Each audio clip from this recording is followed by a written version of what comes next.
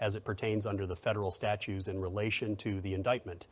I understand, counsel, but I won't be reviewing my decision. I'd like to resume with your client's readied statement and examination before pretrial release. Thank you, Your Honor. Mr. Trump, in the earlier session, you characterized your indictment as an obscene infringement upon your rights, and these proceedings as tantamount to a show trial. Can you expound further on those sentiments? Actually, I wouldn't. Excuse me? Well, in regards to this indictment, I've been weighing the whole thing up, and, there's a lot to look at, and, my feeling is I ought to be honest about how this has all gotten out of hand. In what respect? In the respect of, listen, the American people deserve to know that my actions before, during, and after January 6th, that whole deal, I haven't been on the level.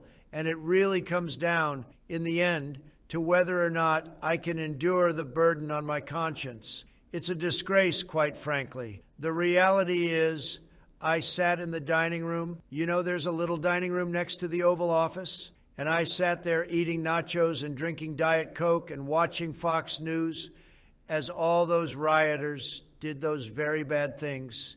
Sir, are you sure you want... No, it's okay. No, I think it's for the best. The reality is, I never really wanted any of this. I really don't know why so many people have bought into all of it. The skin bronzer, the swept forward hair, the whining aggression in a high-pitched, drawling voice. If I'm honest, I'm actually a pretty mellow guy, and I regret what happened to Mike Pence. He's a great guy to spend time with, actually.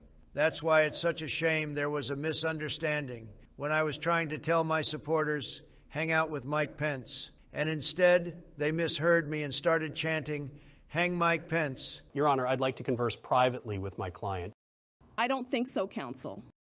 I think the court would like to hear this.